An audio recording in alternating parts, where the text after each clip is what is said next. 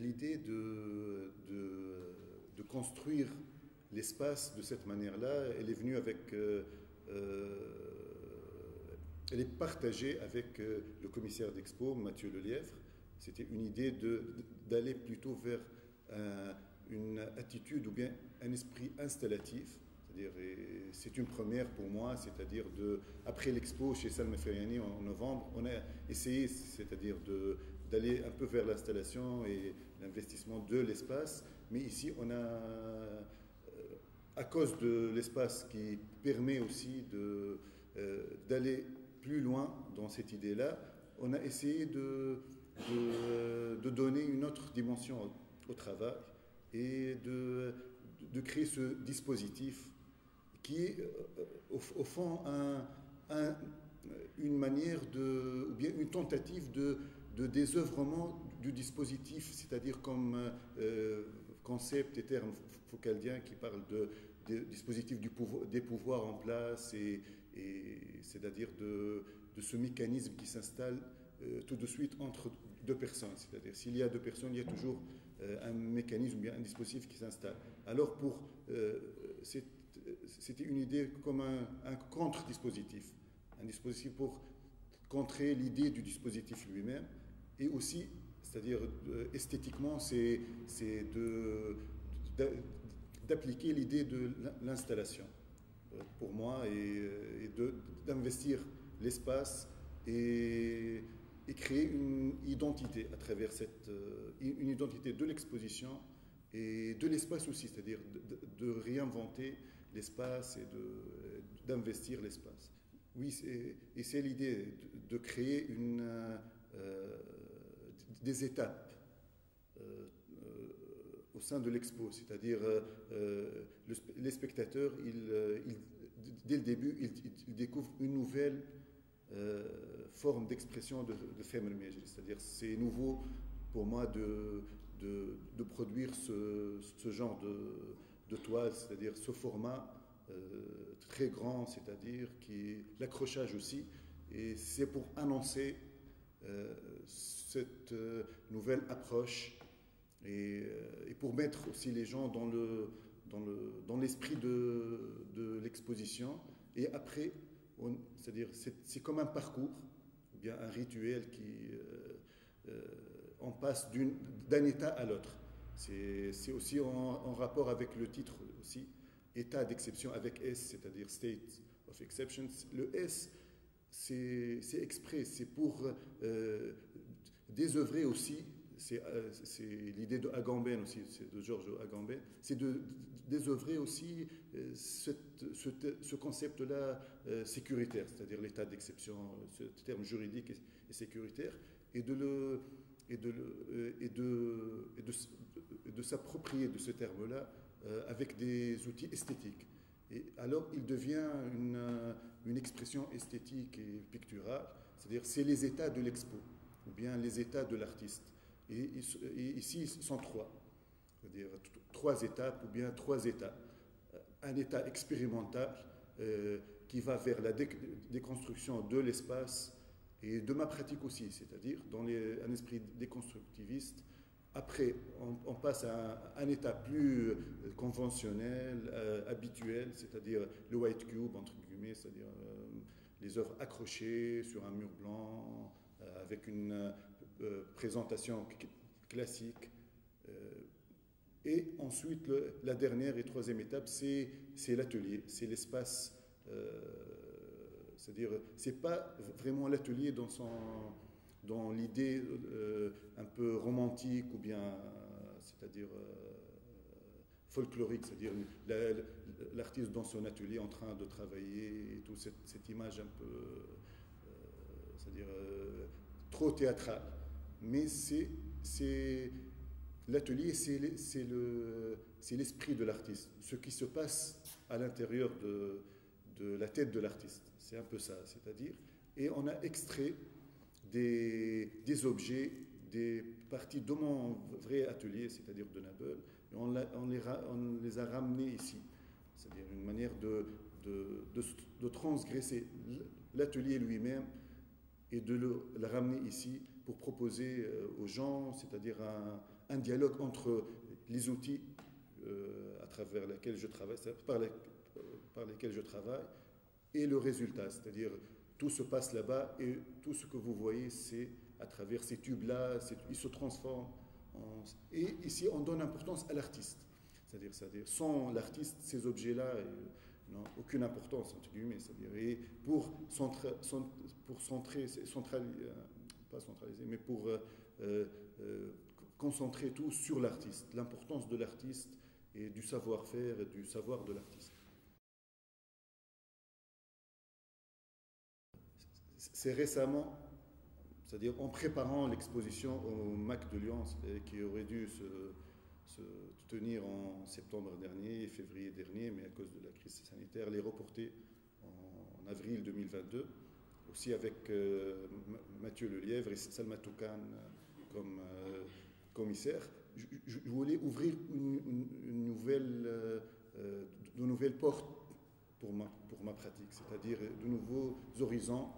Alors je me suis intéressé à la philosophie comme influence et comme source d'inspiration, et je me suis un peu, pas éloigné, mais je voulais avoir d'autres motivations intellectuelles et conceptuelles. Alors je me suis immersé dans la philosophie plutôt des structuralistes et les post-structuralistes. Je me sens plus proche, c'est-à-dire à cette philosophie-là, parce que, en quelque sorte, elle fait un peu l'équilibre avec mon tempérament, ma personnalité, ma manière de voir, c'est-à-dire de sentir la vie. C'est-à-dire je suis plutôt sartrien, c'est-à-dire nietzschéen.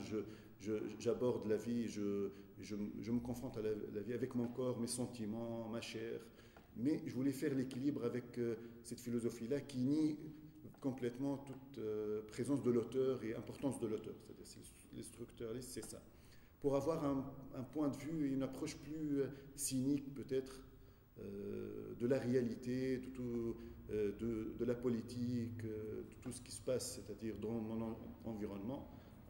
Et à travers ça, j'ai découvert, c'est-à-dire cette déconstruction de la politique et des concepts à travers Foucault, Derrida, Agamben, Roland Barthes, c'est-à-dire cette manière-là de décortiquer les concepts, les références aussi, une manière archéologique, c'est-à-dire une approche archéologique de la réalité et des faits, des concepts. Ça m'a aidé beaucoup même dans mon approche esthétique. C'est-à-dire ce que je fais maintenant, c'est pas l'illustration de cette philosophie-là ou bien de ces auteurs-là. Au contraire, mais c'est une ceinture théorique et philosophique autour de ma pratique. C'est-à-dire j'essaie d'absorber cette philosophie-là, mais après dans l'atelier, elle sort d'une manière ou d'une autre. C'est-à-dire mon regard, il change sur les choses, sur le corps, sur le rapport du corps et l'objet, les connotations, c'est-à-dire autour du corps et de l'objet, l'architecture, c'est-à-dire les espaces, c'est leur importance aussi sur notre rapport à la vie et c'est-à-dire à l'autre aussi. Et notre rapport avec le politique aussi, le social, ça m'a aidé à avoir plus de profondeur, je pense, et peut-être de dépasser mon ancienne, c'est-à-dire mes anciens soucis qui étaient plutôt métaphysiques, anti-religion, c'est-à-dire un contre-pouvoir de l'héritage, c'est-à-dire social, économique, philosophique et religieux, et avoir un rapport plutôt cynique et déconstructiviste de tout concept et objet. La philosophie, c'est une partie de mes influences, mais moi, je suis pour c'est-à-dire multiplier les sources d'influence et les références aussi. C'est très important pour un artiste d'avoir plusieurs références dans son travail, s'il est poète, cinéaste ou bien artiste peintre.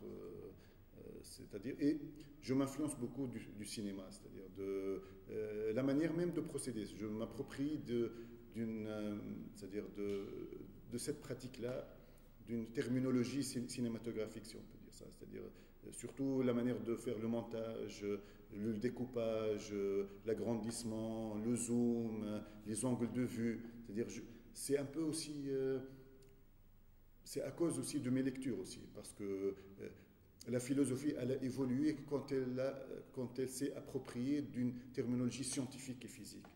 C'est-à-dire des termes comme série, tableau, discontinuité. C'est-à-dire, elle a évolué en s'appropriant d'une autre discipline et d'autres, c'est-à-dire domaines. Et moi aussi, j'essaye d'alimenter mon bagage, c'est-à-dire et mes outils de travail avec d'autres disciplines.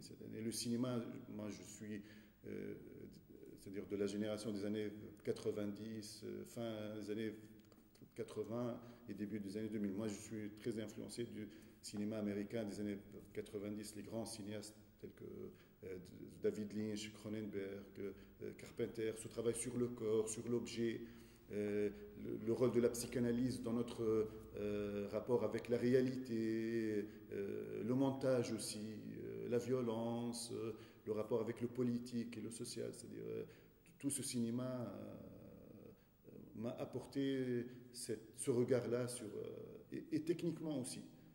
Et je suis quelqu'un qui reste fidèle à ce garçon-là ou bien à Tamer, l'enfant. C'est-à-dire je suis toujours en dialogue avec... J'aborde ma vie d'une manière aussi généalogique et archéologique comme j'aborde la réalité et les faits autour de moi. C'est-à-dire, et j'essaie de puiser aussi dans mon passé. Il y a aussi les jeux vidéo aussi. Moi, je suis de la génération de Super Nintendo, c'est-à-dire notre rapport avec les jeux vidéo, ça m'a beaucoup aussi touché. Il y a aussi la musique. Moi, je suis de cette génération qui a été témoin de la nouvelle vague de métal dans les années 90 et 2000. Et j'étais adolescent. C'était une manière pour moi de m'identifier à cette culture-là, c'est-à-dire entièrement, c'est-à-dire esthétiquement et philosophiquement, c'est-à-dire et culturellement, cette musique-là. L'iconographie, si elle revient avec les têtes de mort, le corps, la violence, le rapport avec la mort, c'est-à-dire cette mélancolie derrière l'expression artistique, la vision du monde, l'amour, tout ça.